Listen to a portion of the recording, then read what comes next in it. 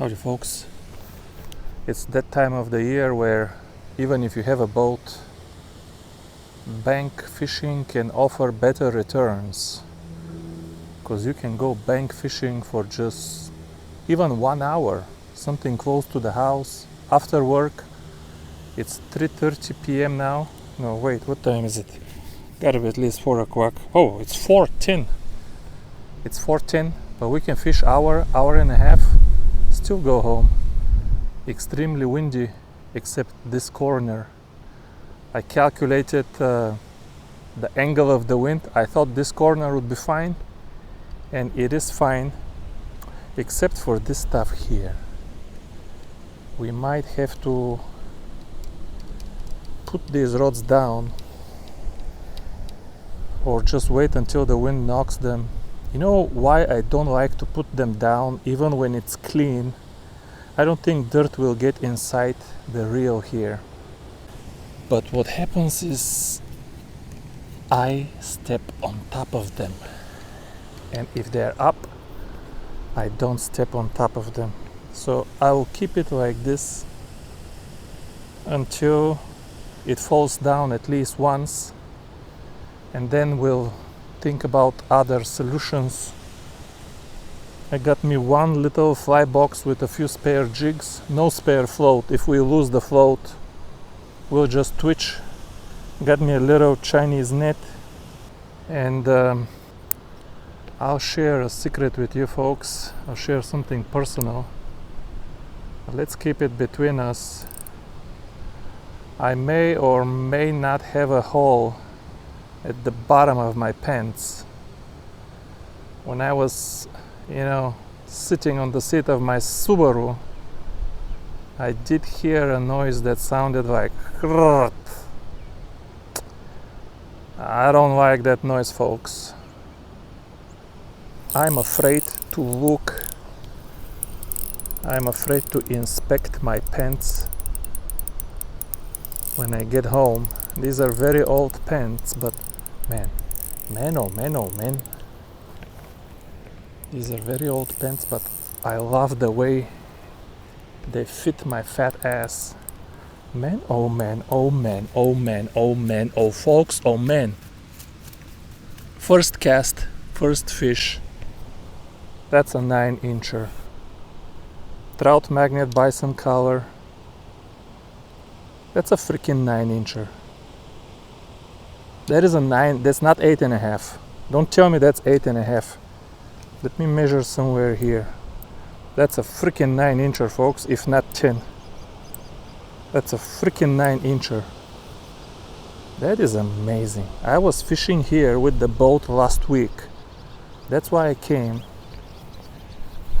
It was okay last week, but don't you dare harvest these fish. Oh, you know what we forgot? Oh, we didn't. We forgot, but I keep a spare towel in my... Oh yeah, we just don't have the clip. We do have a towel. It's okay, we have everything. No water, but water is very heavy, and I'll be fishing only 1 hour. Don't you dare harvest 9-inch bluegill, at least during the spawn. Let these fish spawn. You bluegill eaters, let these fish spawn. That fish is a trophy here in Tennessee. I don't know where you live, but here in Tennessee that fish is a trophy. By the way, let's give a second to the tackle we're using. Seems like people don't care about what I say or what I catch. They just come to find out if I bought something new.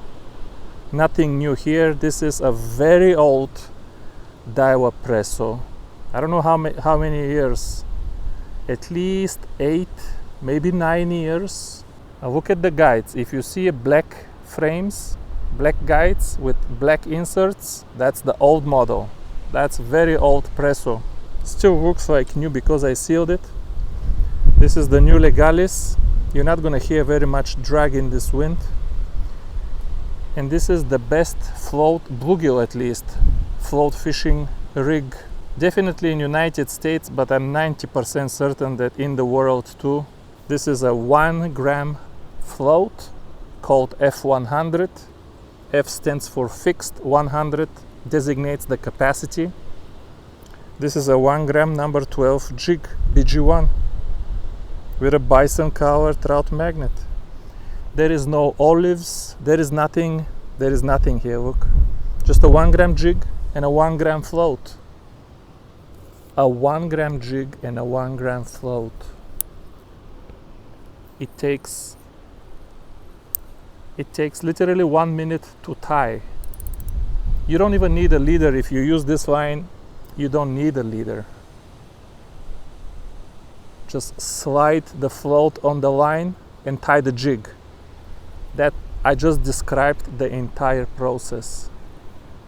Slide the float on the line and tie the jig. I'm picking up weeds because it's very shallow here, but I can cast farther. But before I get closer to the bank, I want to make sure I pick off the pieces of the bank that are closest to me, so I can catch any fish that are close before I spooking them. I see Realistic Fishing always does this. He always does this. You know something that happened to my float right now? Can you guys see my float? There is an advantage of using jig with no olives versus jig with olives. What is the advantage? Let's say I use 1/2 gram jig with 1/2 gram olive. Total 1 gram lead, the float sits perfect. But the moment the jig touches the bottom, you still have 1/2 gram of weight here on the float. And you need very good eyes to detect, okay, not very good, but at least you have to be close to the float to figure out that your jig is touching the bottom. But if you don't have olive on top of the jig, anything that touches the jig immediately moves the float. So when you're fishing too shallow, as soon as the jig just touches the bottom, the float goes thunk and it doesn't move. And you know you are too shallow. There is advantages. I can give you advantages for olives too, but we're not gonna go there right now. That's funny. That was the first cast, trophy bluegill, and then nothing. By the way, the water temp is still not bedding. These fish will bed, I know, they will bed in May. They get close and all of that, but they just don't bed before May. I don't know why. All fish seem to bed in May. I wish one of them would bed the first week of April. One lake would bed in the second week of April. One lake would bed in the third week of April, and then in May. So you can fish every week a bedding lake. But the way it is, they all seem to bed at the freaking same time. I don't know if it's the moon or something like that, but when they start bedding, you have 5 lakes bedding at the same time. You don't know where to go. And you have to go to work. And 3 days of the week in the spring here in Tennessee, the winds are like tornado force winds. Even today, there is tornadoes, not around me, but there are tornadoes all around this area here. So it might not be as easy as I thought to find these fish. I thought it would be very easy to find them, but they don't have beds yet. That was a bite and a good fish, interestingly. Deeper and without any weeds or anything. Feels freaking amazing again. I do have a net, I can land some of them. Man, that's a freaking toad again, folks. Look at this, folks. Now this one is not 9-incher. That's an 8.5er. I will concede. That is a freaking... Don't you dare. If I find that you picked up one of these fish during the spawn and you harvested it, I'm blocklisting you. I kid you not. You are blocklisted. Don't harvest trophy panfish from the middle of April to the middle of May. Self-imposed trophy panfish harvest restriction. Don't wait for the government to tell you that's legal, that's illegal. If you wait for TWRA to tell you what you should do and what you shouldn't do, you're gonna end up like Bulgaria and pretty much the rest of the world. There is nothing nice to catch in public water outside of North America. Nothing nice in public water. Everything is fished out, nets, bombs, fishing during the spawn. Okay, I'm exaggerating a little bit. Here and there are some lakes and rivers that are just very hard to reach. You have to drive many hours. That's the only saving grace. Anyway, enough of this. I'll try to stay away from negative topics for the rest of this video. It's just very hard for me during the spawn to stay away from this topic. Every time I catch a nice fish, I'm thinking, what if it was somebody else who caught it? This beautiful thing would go in the cooler, get chopped up. Somebody will take a bite and throw the rest in the garbage anyway. Look where she's running. Look. Look where it went. Look. Look at this. Freaking amazing.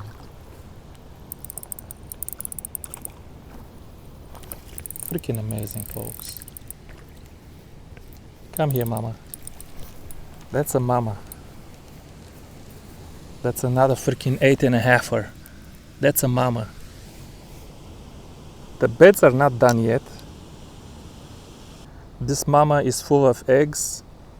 Don't you dare touch this mama.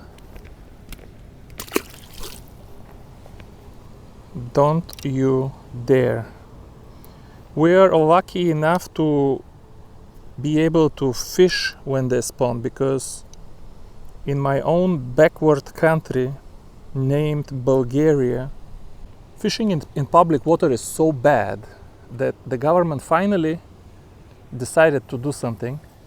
So now there are laws that say during the spawn you're not allowed to fish. They don't trust Bulgarians with not harvesting. I wouldn't trust Bulgarians with not harvesting fish. Once they catch it, that fish is going home. So for 1 month, fishing altogether is banned. When we fish all the bank, the shallow water, we're gonna get the twitch without the float. Cast it a little deeper. There's another one. Cast it a little deeper because there is a drop-off here. I have scanned this with the boat and I know where the drop-off is. And sometimes if the fish is not shallow, they will go on the ledge right on the drop-off. And on the drop-off there is no telling what you can catch. You can catch anything on the drop-off. Catfish, channel catfish, bass, crappie. My goodness me, better than with the boat. My goodness me, my goodness me. Look at this bluegill. How do you put this in the cooler? Brothers of the South, have some sympathy, brothers. It's your country, it's not God's country. It's your country and you need to protect it, okay? Your country, brothers. These fish, I mean, you can live a full and happy life in Illinois and never catch one of these. And you guys have them and just load up the coolers.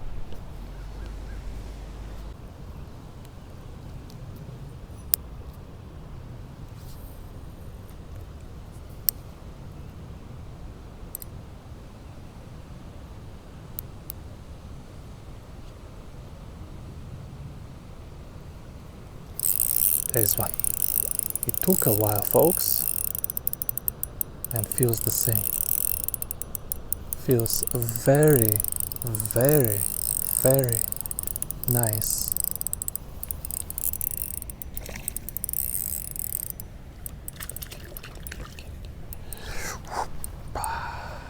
My goodness me, folks. My goodness me. Look at this. This is pushing 9. It's either 2 millimeters short of 9 or it is 9. Hey, I released the biggest fish. Let me take one thumbnail. I gotta go back to put this fish back where I took it. Let me take one picture here. Let me take one picture here. Stay here just for 1 second, buddy.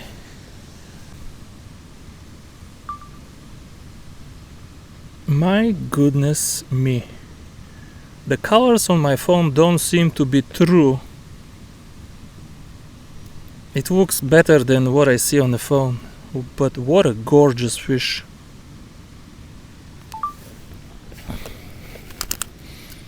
Let's let this big boy go. Come on, brothers of the South. It's your country, brothers of the South. Don't put... No, we took this fish from over there. Don't put your own country in the cooler, brothers of the South.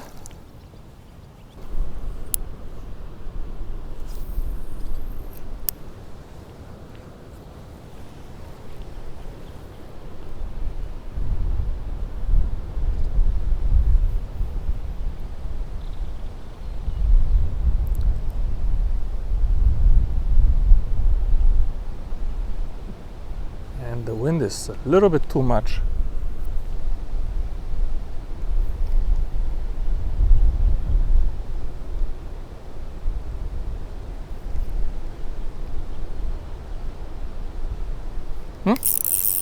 He here.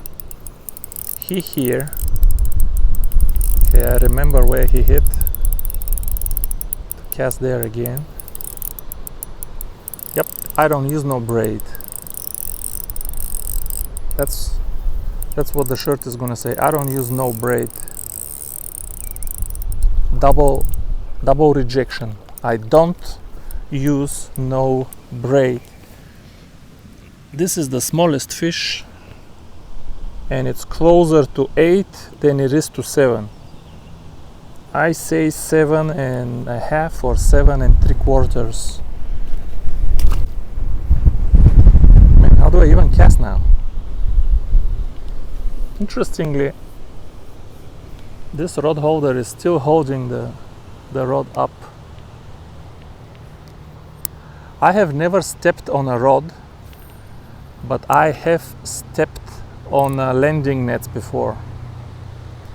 More than once. And I've stepped on other stuff. Anything that's on the ground, you catch a fish, you get excited, you back up and you step on top of it.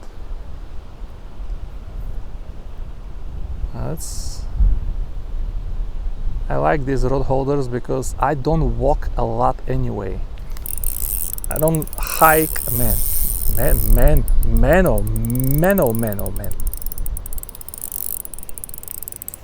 oh man. I love this like a little child. In Bulgaria, when I was 7 years old, I was going fishing in selo, a little village called Izvorovo. I was going fishing completely by myself, if you can believe that. 7 3/4. No parents, no friends, completely by myself. I would go fishing.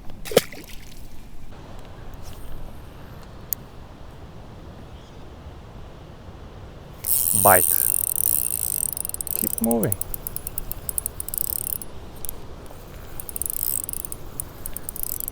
This doesn't feel enormous. That's a mama, small mama. It's still full of eggs. It's okay, mama, I hope you find a daddy. One thing I want to tell you folks, because Bluegill season is just now starting, I see a lot of people are buying the S150 floats and they're bombing 100 feet out and they're telling me how far they can cast. If you're bank fishing and you have no choice, you have to reach a spot all the way there, you just have no other options, that's fine. But if you're fishing the way I'm fishing right now, you know, staying away from the fish, casting on the edge of the weeds, S150, these big floats are a mistake, folks. That's my opinion. Use the smallest float that you can get away with. The F100 you will reach during the bluegill bed season. You can reach all of these beds, they're not gonna be far. You can reach them and the float makes much less noise. You can make many casts to the same bed without spooking the fish. Even here, look how many fish I cast from the same spot. It's not even a bed yet, but I caught some of them very close. And the bigger float makes more noise. It also needs bigger jig to get up and be vertical, and altogether makes a lot more disturbance when it hits the water, and it will deter a few fish. Don't mix false positives with success, okay? You went with the S150 with the big bobber and you bombed it and you caught like 5 bluegills. Man, that was another bite. You bombed the big float and you caught 5 bluegills and you think that it worked for you. But you don't know that that was a bed with 20 bluegills. And you caught only the 5 dumbest fish and you spooked the rest of them. That's a false positive. Just because you caught a few fish, it doesn't mean that it was a success story. S150 or F150 is out of the question for fishing these edge lines here, these weed lines where you don't need distance. Why you need S150 or F150? You will cost yourself some fish. So as far as bluegill beds go, F100 in my opinion is definitely the clear way to go. I mean, it just needs a 1 gram jig, 1 gram float. If you go F125 or F150, you're gonna need probably olives, more complicated rigs. I mean, it doesn't get simpler than this. 1 gram jig and 1 gram float, and stay away from the bank at first, because the first few casts will be the best casts at the spot. Stop over here, hit all of the edges of these weeds, and when you're casting with such a light float, you can keep casting and you're not going to spook the fish. But anyway, this is the end of the float fishing, bank fishing video. I'm going to end the video now, swap batteries, swap rods, and start casting deeper for some fish on the ledge. And if I catch something, you're going to see that. If I don't, thank you for watching this one, and I'll see you soon. Bye bye.